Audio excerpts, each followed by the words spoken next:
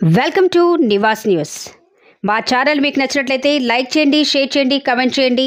మర్చిపోకుండా బెల్ సింబల్ని క్లిక్ చేయండి. సబ్స్క్రైబ్ చేయటం మర్చిపోకండి. కుప్పకూలిన ఢిల్లీ విమానాశ్రయ రూఫ్, ముగ్గురి మృతి. నివాస్ న్యూస్. ఢిల్లీలో గురువారం తెల్లవారుజామున ఘటన సంభవించింది. ఘటనను వ్యక్తిగతంగా పర్యవేక్షిస్తున్న మంత్రి రామ్మోహన్ నాయుడు. చెక్-ఇన్ కౌంటర్లు మూసివేత, మధ్యాహ్నం 1 గంట వరకు విమానాల బంద్.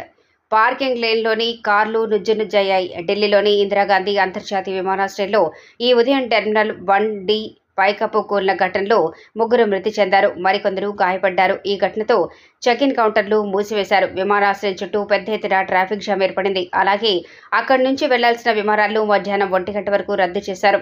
రూఫ్ షీట్తో పాటు దానికి సపోర్టింగ్గా ఉన్న పిల్లర్లు ఈ తెల్లవారుజామున కుప్పకూలాయి. దీంతో డిపార్చర్ లైన్ వద్ద పార్క్ చేసిన కార్లు నుజ్జునుజ్జయ్యాయి.